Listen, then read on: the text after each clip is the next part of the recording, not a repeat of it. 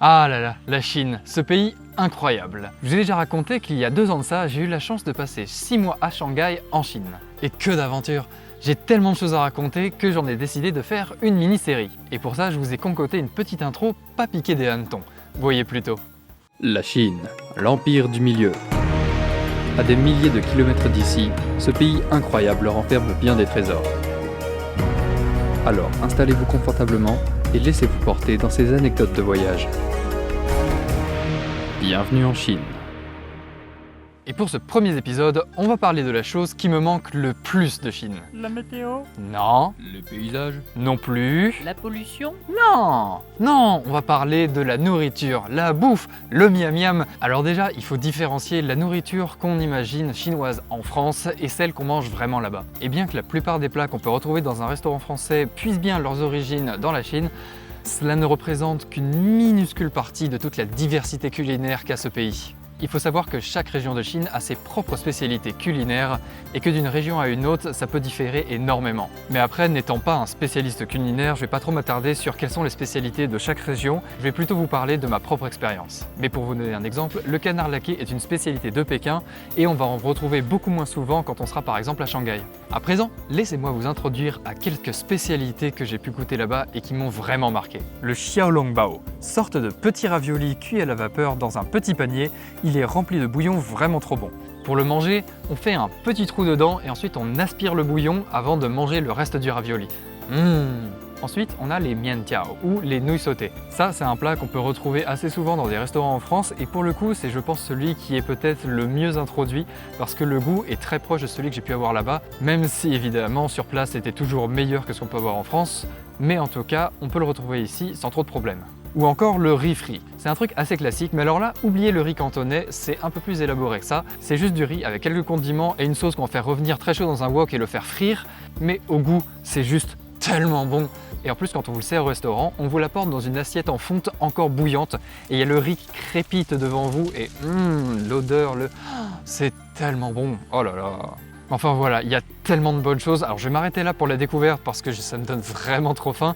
Mais c'est juste pour vous donner un petit aperçu des choses délicieuses qu'on peut trouver là-bas. Je pourrais y passer des heures. Mais surtout, tout ça, là-bas, ça coûte 3 fois rien. Déjà, le coût de la vie n'est pas très élevé en Chine, mais alors la nourriture, c'est quelque chose d'incroyable. Tout ce que je vous ai montré là, vous pouvez l'avoir au restaurant pour moins de 1 ou 2 euros. C'est très abordable, surtout pour un Français.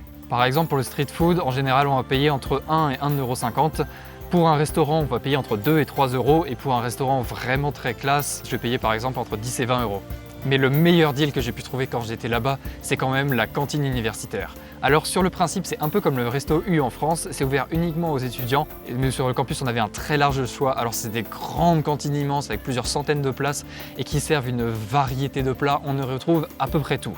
Et ça pour un coût dérisoire. Je crois qu'en moyenne, je mangeais entre 50 centimes et 1 euro maximum.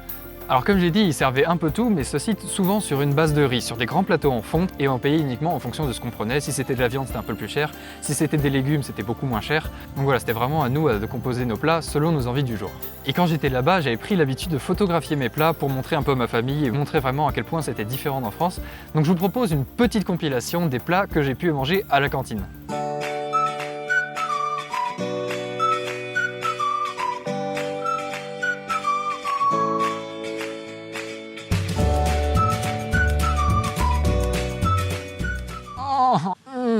Oh là là. Et comme on peut se douter en Chine, pas de couvert, on se sert de baguettes. Alors même si au début quand on n'est pas habitué c'est vraiment ultra galère, avec un peu d'entraînement, rapidement on s'habitue et en quelques mois on devient expert du maniement des baguettes. Hop, Karate Kid. Et j'ai tellement pris l'habitude quand j'étais là-bas que j'ai même gardé ça en France et il m'arrive des fois quand je suis tout seul de manger avec des baguettes, simplement pour un peu de variété parce que ça change de la fourchette, ça permet aussi de plus prendre son temps évidemment, on n'est pas obligé de s'empiffrer en 3 coups de cuillère, là au moins on mange vraiment à son rythme et c'est quelque chose que je trouve très agréable. Donc si vous n'avez pas trop l'habitude, je vous conseille d'essayer les baguettes, forcez-vous un peu, mais une fois qu'on arrive un peu à maîtriser, c'est assez rigolo. Et là-bas, on a des baguettes, mais on a aussi une sorte de petite cuillère pour se servir des plats, notamment pour tout ce qui va être liquide, parce que vous imaginez que manger une soupe avec des baguettes, c'est juste pas concevable. Donc voilà, avec cette petite cuillère qui va vous servir pour les liquides ou alors pour racler les derniers petits bouts de nourriture dans votre assiette, c'est très pratique, surtout quand on débute. Alors tant qu'on est dans les manières et les coutumes pour manger, est-ce que vous connaissez le principe du restaurant table tournante? Moi, c'était un truc que j'avais encore jamais vu en France, en tout cas pas dans un établissement public. Le principe, c'est assez simple. Vous entrez dans un restaurant, vous savez s'il y a une table, mais les tables sont toutes très larges et très rondes. En général, il y a la place pour entre 6 à 10 personnes en moyenne. Et au milieu de cette table, il y a donc un énorme plateau en verre sur des roulements et qui tourne très facilement. Donc on s'assoit tous à la table, on a déjà son petit bol et ses baguettes déjà devant nous. Ensuite, on commande. Alors là, c'est généralement des restaurants qui ont des cartes longues comme mon bras, et encore, c'est un petit bras par rapport à la taille de la carte. Et après, on choisit tous nos plats et ils nous les livreront directement sur la table et on n'aura plus ensuite qu'à les manger et à prendre ce qui un peu nous passe devant nous. Et si on veut autre chose, on a juste à faire tourner la table du bout des doigts. Ça roule très facilement et c'est ultra convivial. Et alors ce qu'on faisait quand on allait avec des amis pour un peu se forcer à découvrir des nouvelles choses, c'est qu'on prenait une moitié de plat qu'on connaissait déjà, donc ça c'était un peu pour être sûr de manger quelque chose. Et ensuite, ce qu'on aimait faire pour découvrir un peu de nouveaux plats, c'était d'en choisir totalement au hasard. Alors soit des fois il y a des photos, on se disait tiens ça a l'air bon, ça a l'air rigolo, toutes les excuses étaient bonnes, ou alors des fois on n'avait juste pas de photos, on avait quelques mots en anglais vite fait, où on se disait bah tiens on va essayer ça. En fonction du prix on pouvait à peu près se douter si ça allait être par exemple une viande un peu raffinée ou si c'était un légume pas très cher, mais c'était vraiment une façon assez drôle en fait de commander des trucs, ils arrivaient devant soi, si ça avait l'air absolument dégueulasse, bah on pouvait quand même essayer, et des fois à notre grande surprise il y a des trucs qui étaient vraiment pas mal, même si au visuel c'était assez effrayant, mais en tout cas pour nous ça a toujours plutôt bien marché, donc si vous avez l'occasion d'aller dans les restaurants table tournante, je vous conseille de vous essayer un peu à des choses un peu rigolotes, et du fait que personne n'a vraiment son propre plat, c'est tout le monde partage ce qu'on a commandé, bon, c'est l'occasion de faire un truc un peu convivial et un peu drôle pour changer du quotidien. Et voilà qui conclut ce premier épisode portant sur la nourriture. Alors j'aurais encore énormément de choses à aborder si je voulais vraiment vous raconter tout ce que j'ai vécu, mais ça prendrait des heures et franchement je voudrais pas non plus trop vous spoiler parce que si vous allez un jour en Chine, bah le plus important c'est quand même de découvrir par vous-même. Alors pour conclure cet épisode, je vais vous donner quelques conseils que je peux vous apporter si un jour vous allez en Chine. Alors déjà pour le choix des restaurants, vous aurez à peu près deux manières de procéder. La première, c'est la manière un peu safe, c'est de consulter par exemple sur TripAdvisor ou d'autres sites. Vous pouvez déjà un peu voir ce qui se fait autour de vous, mais ce sera plus généralement des restaurants un peu raffinés, ceux que je vous dis voilà, dans la tranche entre 5 et 10 € en moyenne. Si vous voulez par exemple avoir des fondus chinois, si vous voulez des plats un peu plus typiques et un peu plus travaillés, c'est un très bon moyen de pouvoir expérimenter ça. Sinon, la deuxième méthode, alors moi c'est celle que je préférais, c'est totalement à l'instinct. Vous allez vous balader et que ce soit le street food ou les petits restos de rue, vous dites tiens, ça a l'air rigolo, ça a l'air sympa, ou tiens, il y a une bonne odeur générale qui se dégage d'ici, bah, rentrez, essayez. Et de toute façon, si c'est pas bon, c'était quoi? Un restaurant parmi tant d'autres, vous aurez énormément d'occasions de pouvoir reprendre des repas. Donc allez-y, foncez, franchement, il n'y a rien à perdre.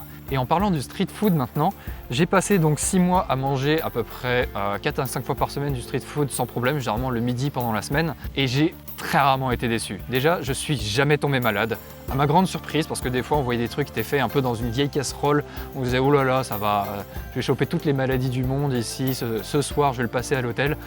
Bah, à ma grande surprise, non, j'ai jamais eu quoi que ce soit. Alors après, évidemment, quand on voyage, il y a toujours un peu cette part de risque, mais bon, c'est ce qui fait partie un peu de l'aventure, c'est d'accepter de prendre ce risque, accepter de se dire, bon bah, je sais pas trop où la nourriture a traîné, mais si j'ai plutôt un bon feeling et que ça a l'air très bon, bah allez-y, foncez. De toute façon, si un restaurant est très bon, vous verrez qu'il y aura déjà toujours des gens qui font la queue devant, et surtout pour le street food, c'est un très bon indicateur. En tout cas, avec ça, moi, j'ai jamais été déçu.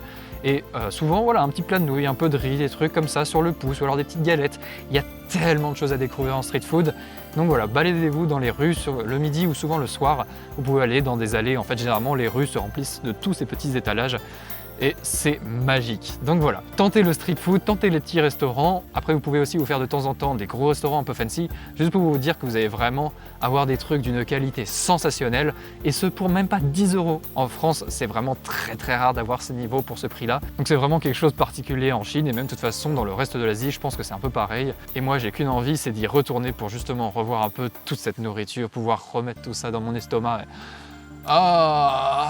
Donc voilà qui conclut ce premier épisode sur la nourriture en Chine. J'espère que ça vous a plu. Si vous aussi vous voulez partager vos propres expériences, si vous avez déjà été en Chine et que vous avez pu goûter ces spécialités incroyables, bah partagez-les dans les commentaires. Comme ça on pourra un peu échanger sur le sujet. Moi ça me ferait très plaisir. Comme d'habitude évidemment, si ça vous a plu, le petit like, et pensez à vous abonner pour ne pas rater les prochains épisodes donc sur cette nouvelle série qui porte sur la Chine. La prochaine fois, on parlera de ce sujet un peu particulier et un peu sensible, la pollution. Donc voilà, moi je vous dis à une prochaine fois pour une nouvelle vidéo. En attendant, portez-vous bien, ciao!